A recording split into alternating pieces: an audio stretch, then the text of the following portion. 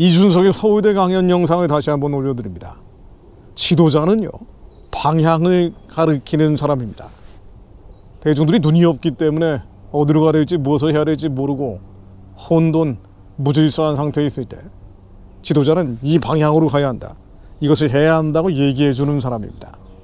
해방군간의 민초들이 사회주의가 꽤 괜찮은 거 아니냐라고 착각하고 있을 때 이승만 대통령은 미국식 자본주의가 옳은 방향이고 자유민주주의가 대한민국 번영과 성공의 길이라는 것을 제시했던 분이고요. 가난이 숙명이라고 여기고 있던 절망과 낙담 속에 있던 한국인들에게 자유서 할 수 있다, 이제는 자유의 방파제가 아니라 자유의 파도가 돼야 된다라고 방향을 가르쳤던 사람이 바로 박정희 대통령입니다.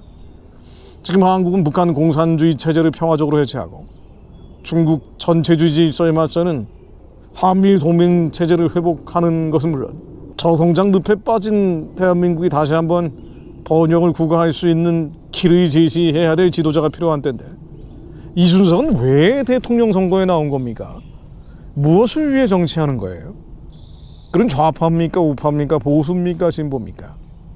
그런 자칭 보수 우파라고 주장을 하는데 어떤 가치를 지키고자 하는지, 반동성애 진영 보수 기독교계가 제기한 질문에 대해서 대답조차 회피하고 있는 이준석이 무엇을 하고자 하는 것인지 이 서울대 강연 영상에 단서와 단초가 나오고 있죠. 포괄적 차별금지법, 동성결혼합법화, 성전환 수술 없는 성별 정정, 이 동성애 문제에 대해서 이재명은 답변을 거부했어요. 이준석도 답변을 거부했습니다. 답변을 하지 않았어요.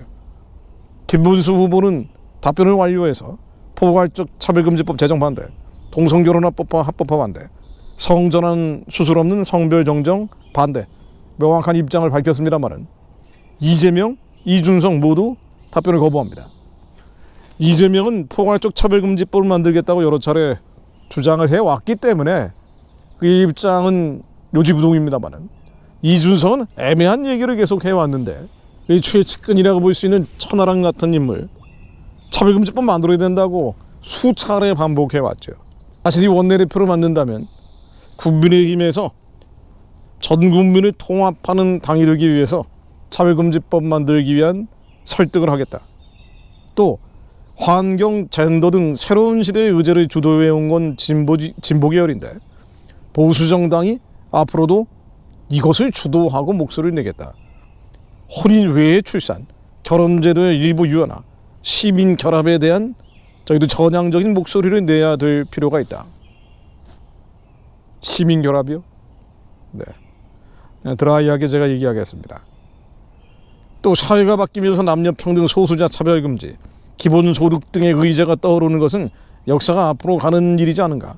우리도 기본소득, 젠더 이슈에서 배제될 게 아니라 보수주의 관점에서 접근해야 한다. 21세기형 보수를 찾아야 한다.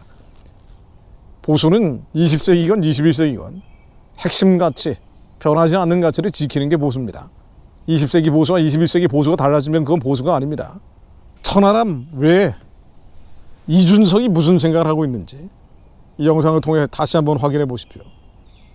트랜스젠더라는 것은 수술 없이도 자신이 생각하고 있는 성에 따라서 사회적 성을 결정할 수 있다는 요지로 얘기하고 있는데, 만일 남자가 여자라고 생각한다면 여자라고 대접을 해줘야 되고, 반대의 경우도 마찬가지라는 취지로 얘기하고 있어요. 성중립 화장실 논쟁도 같은 맥락이다라고 강조하고 있습니다.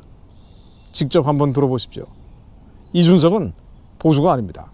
핵심 가치를 지키는 사람이 아닙니다. 이준석을 옹호하고 비호하는 자칭 정통 보수 인사들도 보수가 아니죠. 끼케와야 미국의 민주당 정도의 포지셔닝을 해줄 수 있을 정도입니다. 그들은 가치를 지향한 것이 아니고 권력과 기득권을 쫓아갔을 뿐입니다. 진정한 가치지향적 보수 있습니다. 대한민국 가야 될 길과 방향을 얘기해주는 사람 있습니다. 한국 교회가 생존하기 위한 방책을 만들고 있는 사람도 있습니다.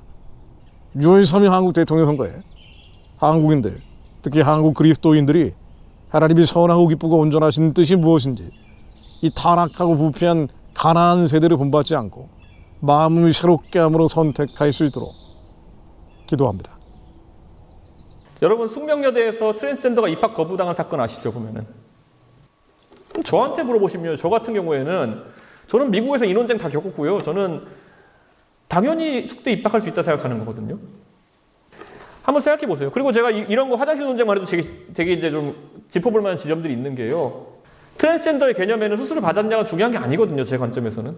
본인이 여성이라 생각하느냐, 남성이라 생각하느냐, 다른 성이라 생각하느냐가 더 중요한 관점이거든요. 근데 이 문제에 대해서 여러분은 어떤 답을 하시겠습니까? 저는 명쾌해요. 제 논리체제가 잡혀있기 때문에. 지가 가고 싶은데 가면 된다예요. 네. 근데 법제도나 이런 것들은 대한민국에 그렇게 정립이 안 돼 있죠. 네. 그러니까 이런 것들이 앞으로 대한민국에서 한번 논제로 돼야 되는 거고요. 유니섹스 화장실이 대단한 거라 생각해 보시나요? 여러분 집에 있는 화장실 다 유니섹스입니다.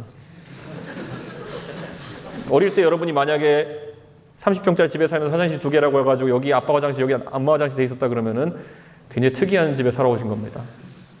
여러분이 비행기 타면 있는 화장실 전부 다 유니섹스 화장실입니다. 혹시 인지하지 못하셨을 수도 있겠지만은. 대단한 개념 아니에요. 근데 이게 그럼 사회적으로 어떤 게 옳은 것이냐? 의미 없는 논쟁일 수도 있겠지만은 하나씩 풀어가는 것이 사회적으로 우리가 역량을 축적하는 과정입니다. 이런 비슷한 논제들을 풀어갈 수 있는.